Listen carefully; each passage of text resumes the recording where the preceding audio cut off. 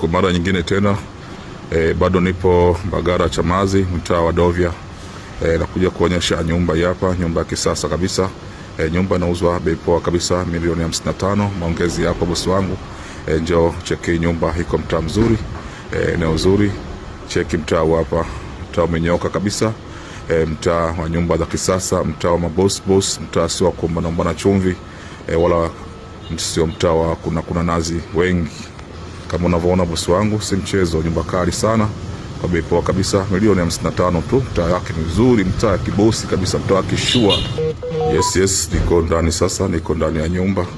Naonyesha mazingira ndani ya nyumba bosi wangu. Nyumba yetu ndio hapa. Naona hili ndio geti. Kile kifremu cha mtindo unaweza kuweka tigo pesa nini. Kama kawaida gari moja mpaka mbili zinaingia, kama ina ST naingia gari mbili bosi wangu. Bosi wangu, hii nyumba ina vyumba vitatu vya kulala, kimoja master bedroom, ina sitting na dining, ina jiko, ina store, ina public toilet. Ina lake square meter 350, ina document halali kabisa za mauziano ya ofisi ya serikali ya mtaa. Nyumba imenyoka sana, nyumba ina kasoro yote, nyumba imekamilika, unafikia kwa kulipia na kwa yes.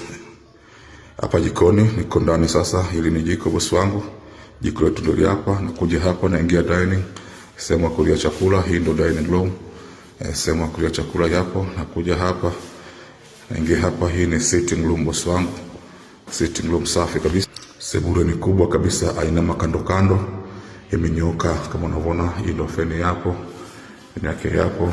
Hii ndio na corridor yake hapa.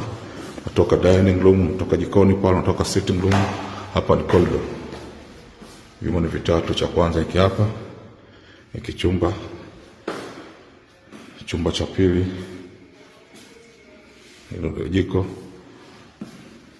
Hiki chumba cha tatu ni master bedroom, chumba cha tatu hiki hapa, ambacho kina choo ndani, unaona.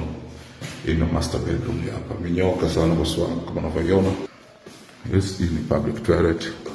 Kuja hapa ni public toilet hapa. Sema kupiga mswaki. Hii ndio public toilet.